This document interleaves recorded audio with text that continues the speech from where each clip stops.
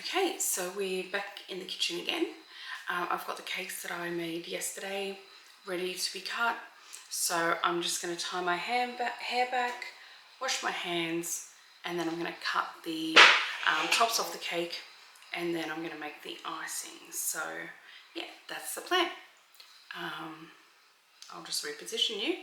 You can see how I cut the cakes, which actually I've never used the tool that I'm going to use today before. So this should be interesting. Okay, so these are the two cakes. My bench is extremely clean, so I'm going to be using my bench space a lot. I just find it easier.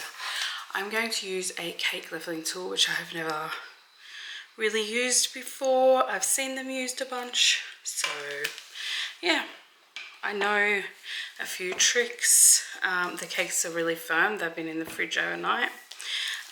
So yeah, so I know that you have notches there to make sure you get it on the same notch.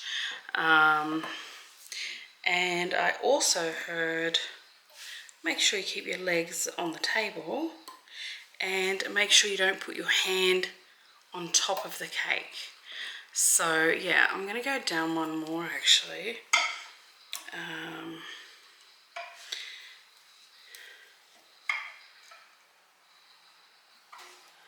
Okay, so it's on the second notch there. I don't know, you probably cannot see it, but the notch there, second notch on both sides. Alright, wish me luck here.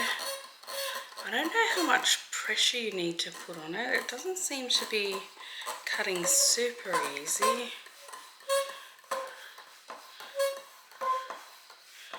Wow, it's actually really hard to cut. I'm super surprised. Normally I just do it with a knife. I don't know.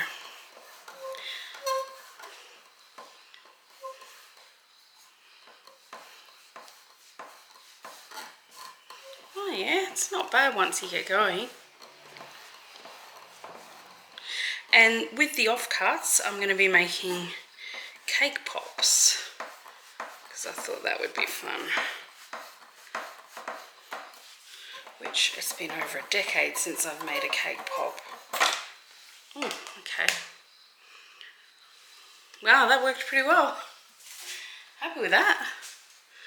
Yeah, nice. Alright, I'll do the other one real quick, and be back in a second.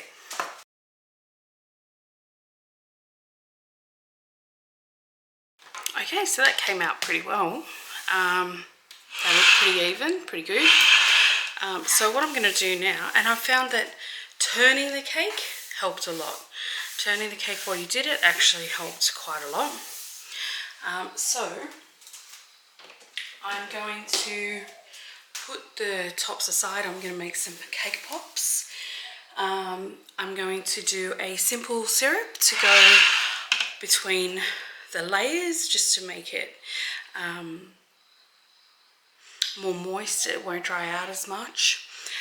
So yes, I'm going to do that, and then I'm going to do a Swiss buttercream icing, Swiss meringue buttercream icing, which I haven't made very often. I've made it like once or twice before, not that often, but it's not a difficult process. It's more kind of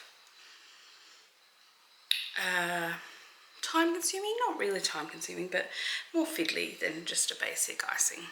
Okay, so yeah, I'm going to start on that now. Well, I'm going to take my son to work first, then I'm going to come back and start on that. So see you in a sec. Okay, so I'm going to get the simple syrup done. I did have a little bit of an accident. When I was moving it to the cake rack, it broke a little. So it is what it is. That's fine. We'll be able to stick those bits on with icing. Okay, so I'm going to do simple syrup. Simple syrup is equal parts sugar and water, granulated sugar, so like caster sugar I normally use. So I'm going to do that. Okay, so for the simple syrup, it's equal parts, as I said, water and sugar. So I use caster sugar just because I prefer it, and I generally level off with a knife. That's just how I prefer it. And use the flat of the knife, not the curved edge of the knife. Okay, so 1 cup of caster sugar and 1 cup of water. Just cold water is fine.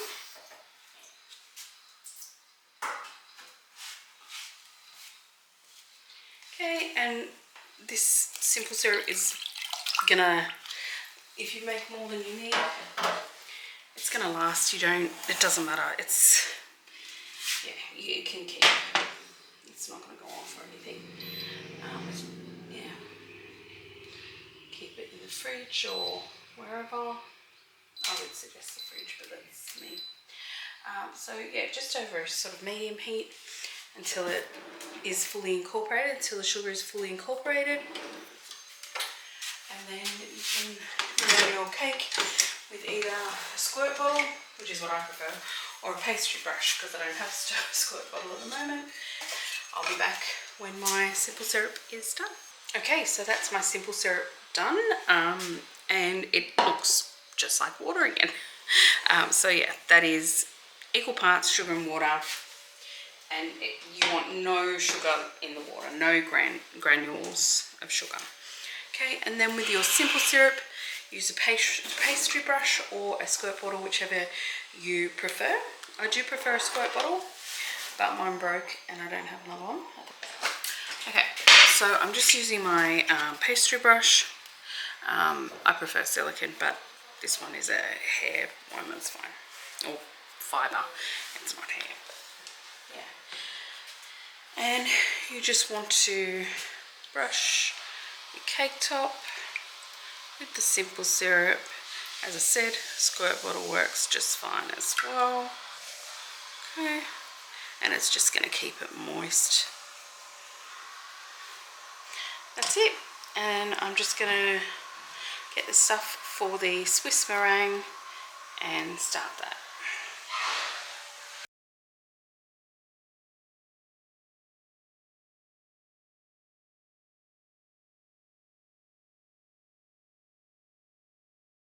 So the egg yolks can be used to make, I think it's French buttercream, so I will use those to make that another day.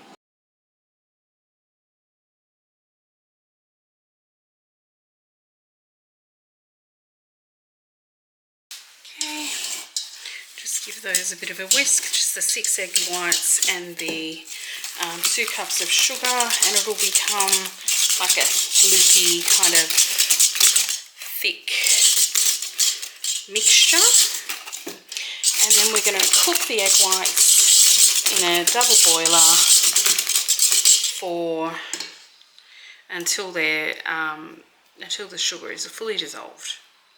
Okay, and we want to make sure to keep a really low heat and make sure the double boiler's water doesn't touch the bowl, so we don't end up with scrambled eggs with sugar. Okay, I'm going to use the same pot, and because my mixing bowl is metal, I can use the mixing bowl. So you just want enough water in the pot so that it is not going to touch the bottom of the bowl. So you don't want it touching where the actual egg is. So around the sides is fine, but you don't want it actually touching the eggs. So you can see the bowl on or in the water, depending on the bottom of your bowl and what your bowl's made of. We're just going to keep that on a really low heat, whisking it constantly until the sugar dissolves. Okay, so I've heated this, and there is absolutely no sugar in there, so that is perfect. Now it's going to go in the stand mixer until it's completely cool with a whisk attachment. Okay, so mixer is going on, and it's going to take quite some time. The bowl will have to be completely cold, and while I'm doing that, I'm going to cube my room temperature butter, which actually I only got out of the fridge about 10 minutes ago because it's quite warm here today. So yeah, I'm going to do that. Okay, so I weighed out my 340 grams of butter, and I have cubed it already. So you're just looking at like decent sized cubes, but not too big, not too small. This butter has only been out of the fridge for like 10-15 minutes, but as I said, it's very warm today, so it's already softer than I'd kind of like, but there's nothing I can do about it. I can put it in the fridge for a couple of seconds, which I'll probably actually do. I'll put it in the fridge for 5 minutes, just nearly, when this is nearly done, I'll pop it in there in the fridge for five minutes. Okay, so I'm just going to turn this up a little bit and let it do its thing. Okay, so we're getting really close, but we're not quite there yet. It's still a little bit sloppy, I guess is the word. So I'm going to do it for just a little bit longer.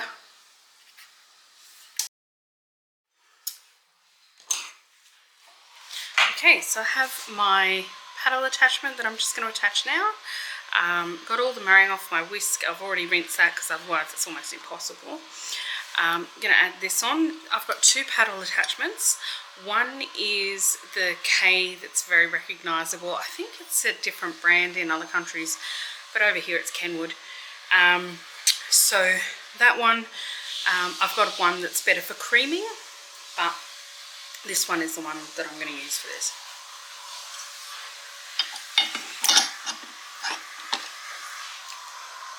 Okay, just going to scrape my spatula onto the bottom of that. And I'm going to grab my butter, which I put in the fridge just for a couple of minutes, maybe 2 minutes, just because it was getting a bit warm out here.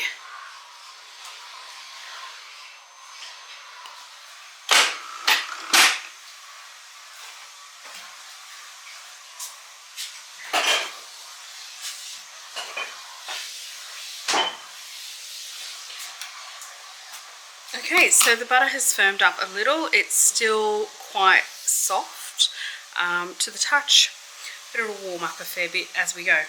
So we're going to add it in 1 cube at a time. It's about a tablespoon a cube, I guess. I didn't really check it, but yeah.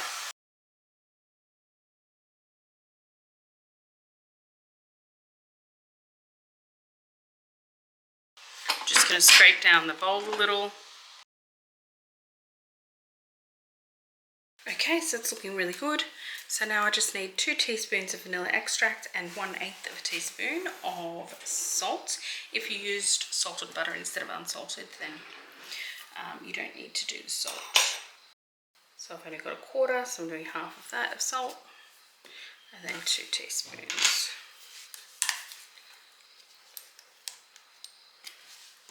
of vanilla. Beautiful, well done. Now I'm going to add some colour, and yeah, so the way to add colour is to put a small batch into a small bowl, colour that, and then incorporate it. So I'm just going to use a little cup and get a stop. It's looking a little grainy, so if it is a bit grainy, you can always put it back on the heat for a little bit, just a tiny little bit in the double boiler, and get it just a little bit liquidy around the edges, and then give it a bit of a beat.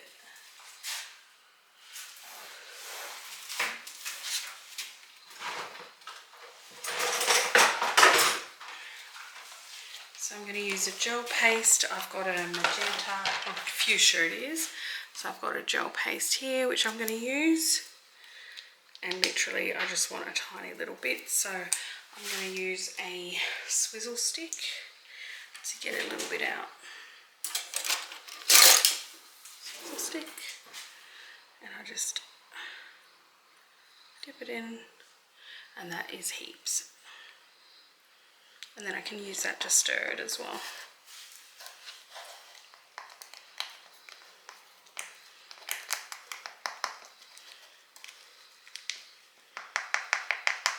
So I don't want it too dark.